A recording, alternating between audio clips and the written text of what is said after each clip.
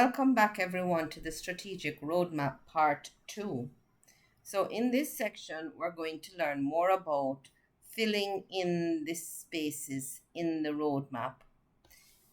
And one of the things that I'd like to share with you, we spoke about this before, as learning how to develop your business plan, using it as a work plan, and also using it as your business strategy.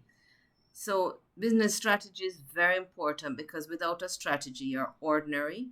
You're going to be one of those companies that will just blend in.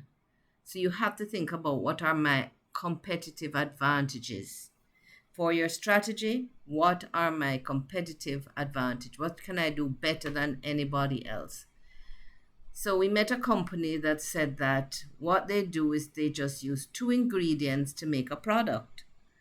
And to us, that was easy to copy. It didn't have anything significantly different, so anybody could get into that market. So think about those things in your strategic discussion with your advisor. The other thing I wanted to share with you about this tool is that you are learning how to use Microsoft Project. So the layout that we have done here is very similar to Microsoft Project. So if you want to look at Microsoft Project or whatever the other project spreadsheets are, you would have already known a lot about how to develop it. They have the same things, the cost, the resources, so you would be well on your way. So in this section of the strategic roadmap, I want to give you some hints as to the things that you should do and the things that you should avoid. So under the things you should do, I had already said in the previous presentation that you want to be able to add your tasks or the things that you're going to be doing to achieve this year's objective. One of the things I did with a company we started to work with lately was I asked them to put together for me a list of things that they think they need to do. So I'm gonna bring up that list, but just to say that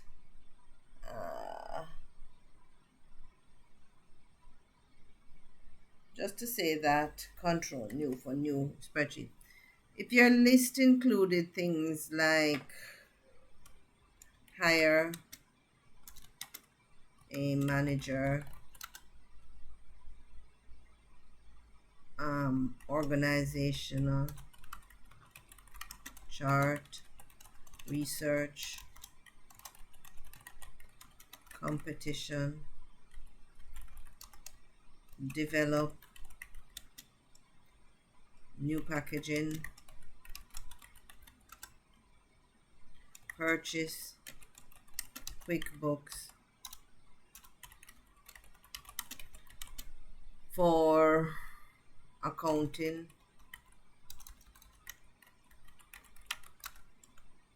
outsource accounting, identify new markets, identify distributors. So if you have a list, then what you can do is you can put the categories in the list. So this is HR, organizational chart is HR, research, that's marketing, develop new packaging, product development, purchase QuickBooks, that would be accounting, outsource accounting, identify new markets,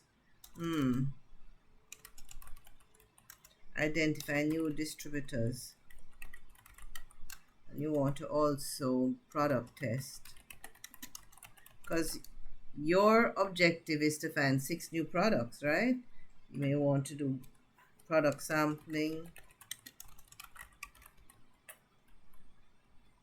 So let's just put this under product development and this under product development. So if you had a list, you can easily put categories for the action items and you can sort them by column A. And that way you'll have all the accounting tasks together. You'll have your distribution tasks together, HR tasks together, and your marketing tasks together. So you could now put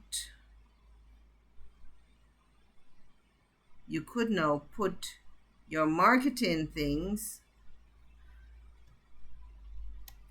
under marketing.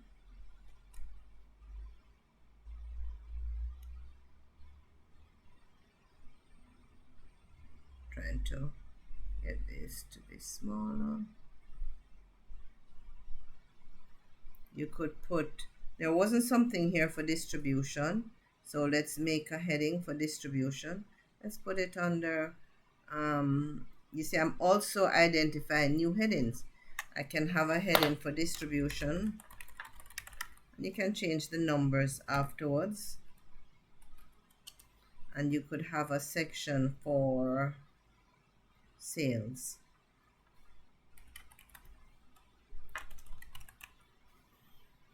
So distribution would be identify new distribution, new distributors.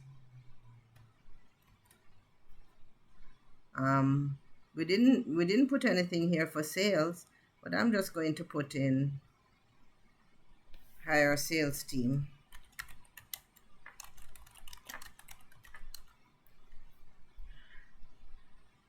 We put in marketing already, and we need product development, and I don't see product development as one of the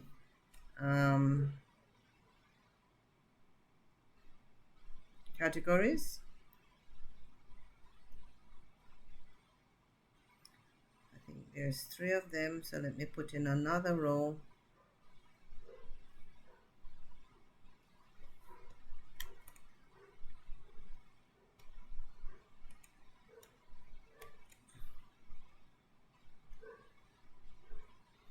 So these are going to be called product development.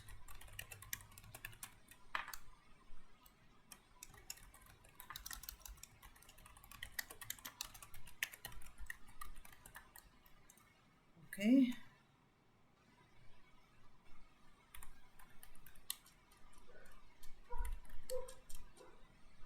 As I said, we're going to change this numbering when we're done. So once you've done this, you need to sort your task under headings so that the sales team is one of the things you need to do in order to achieve your sales. And as you can see, I fudge around just like anybody else to be able to update my sheet. I have to search for things just like everybody else. So let's just move this back one and move these subheadings in so that they look like subheadings. Okay.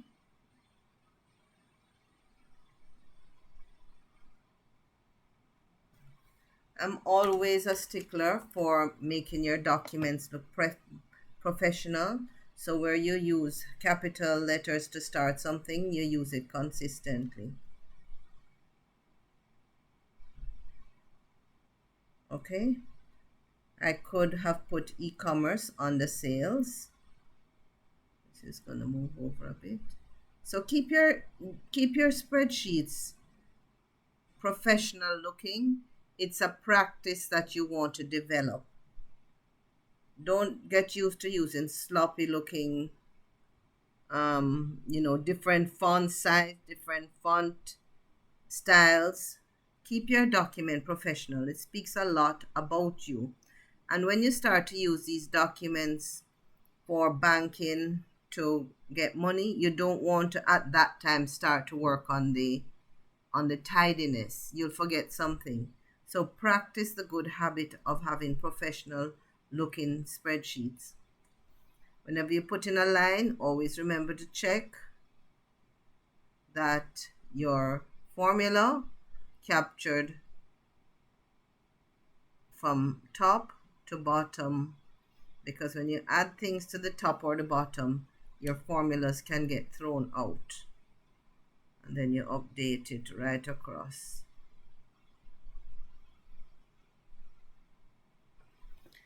Okay, so that's one of the do's, to make sure that you are consulting your headings. Now, in order to do that, this isn't going to take you 10 o'clock one night, you're going to do this. It is extremely important that you use your team to do a brainstorming session. So you get your advisors at the table, you get your workers at the table, and you may get a few independent people at the table. So this may mean that they may not even be advisors. They could be just someone who knows a lot about the subject matter. And then you have a healthy brainstorm about it. And then you get the minds moving.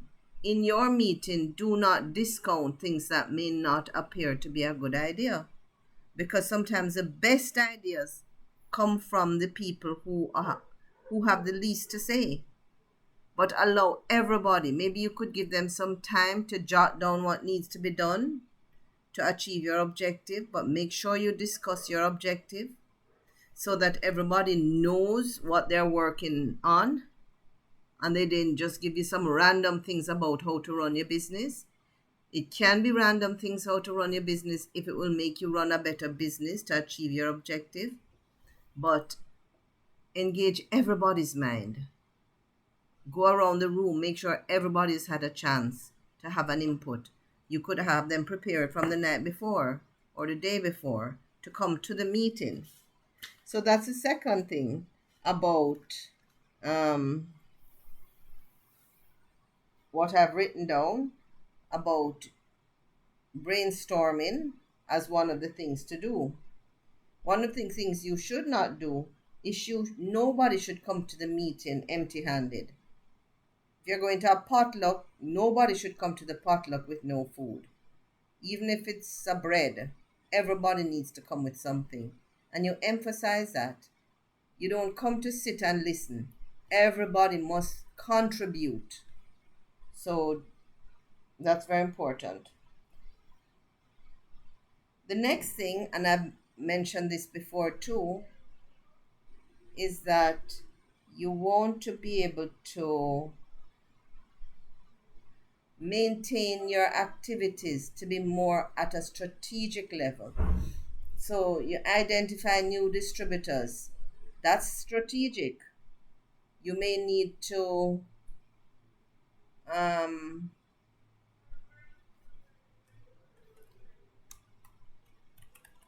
identify qualities of new distributor.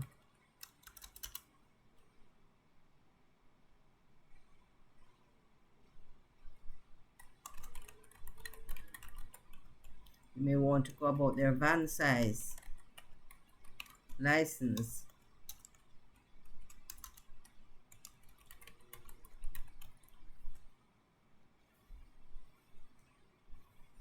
so that might be a subcategory of identifying new distributors.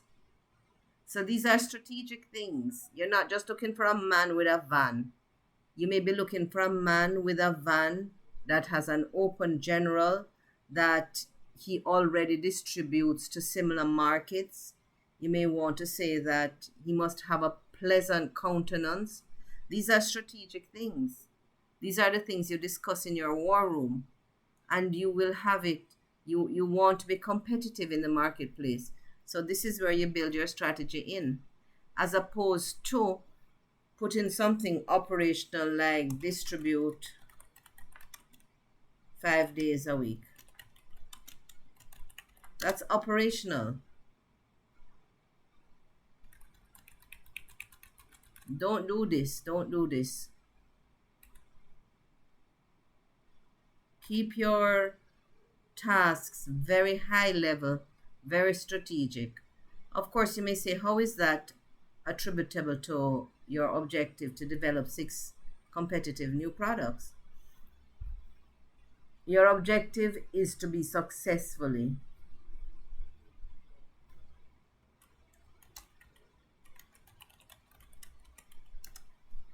Okay? So you can build out your objective as you go along. You want six new products that just sit down in the storeroom and don't sell? You want to make sure that they're competitive and that you can distribute them. The third thing to notice that is that you must use your resources well. So this is the resource column, and you need to know the strengths of your advisor. You need to know who is going to give you more time of day. You may want to add somebody to your advisory committee who is a um, expert in the field of baking, for example, in this case, or in marketing, if you find that marketing is very important. So you can add people. Make sure, however, that we don't see Mary James doing everything. That would be bad because it means Mary Jane would be overwhelmed. Don't put your advisors either. Find people on your team, in your organizations, who might have special skills and who can assist. You might have someone who um, is good at product testing. They might say, boy, I have a little market and I can do some testing for you out in the market. They understand how to use SurveyMonkey. This is important for more than one reason. One, you're not running anybody ragged. But two, and this is very important, you need to use your team. If you employ 3 people to your company, you must learn to learn how to divide and conquer. John can do this, Mary can do that. Everybody has talent. Identify the talents that your team has and encourage them to use it. This is a part of the program that you're going to enjoy. You're going to make some of your workers enjoy their work because they're doing what they do well. And they may be very passionate, and you might find that, you're moving this person from production to accounting because they seem to do well in accounts and they like it. And this is how you move people around, you engage them, they see that you are appreciating them. So, this is a very important point. Use your resources well, assign tasks to different people. 4, use your estimated cost because when you're finished, we're going to use these estimated costs to develop our budget.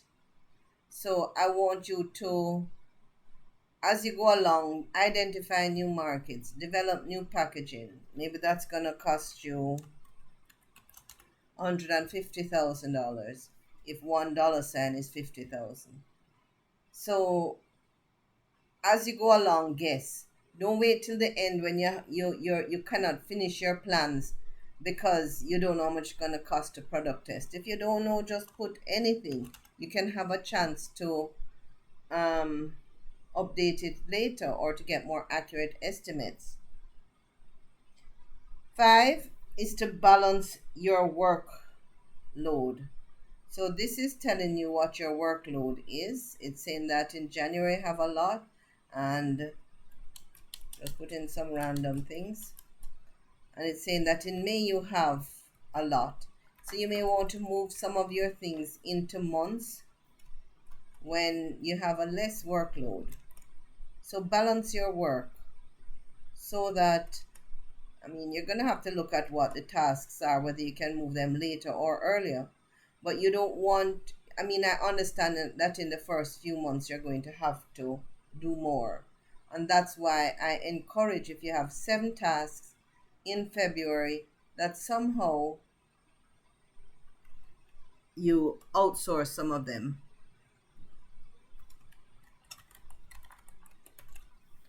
Okay, so you can look when you have heavy a heavy workload and outsource some of them. And the sixth thing is that, and I've seen this happen so often, make sure that your descriptions are clear. So, attracting and raising capital, that's kind of clear. Accounts receivables, let's see something that might not be. New facilities, that you may understand it today, but in 6 months, I'm going to say to you, what did I mean by that? You want to put new facility to increase production capacity. So I usually like to use these spreadsheets to identify features within Excel. So you can use the wrap text to make your to make the words take up 2 lines, so that you don't have it being if you had a figure here, okay, if you had something there, sorry, if you had something here, whatever it might be, and you did not use wrap text, you would cut off some of the word. So wrap text so that you can, and this is a KPI, new facility to increase production. That one may not have a KPI. You may want to spend 50 million on it.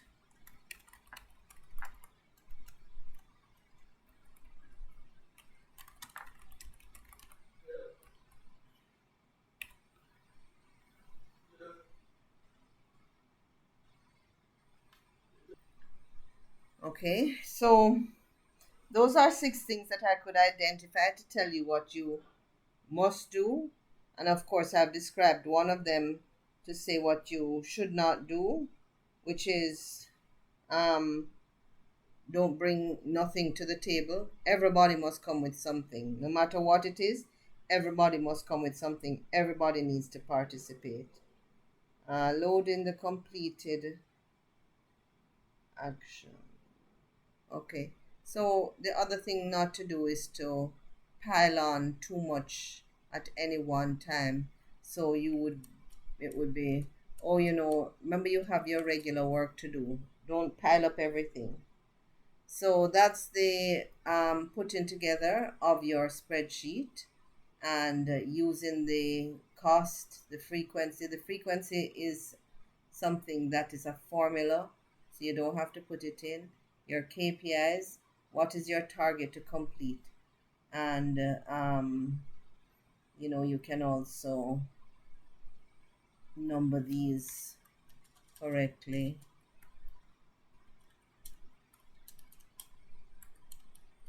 etc. Use categories.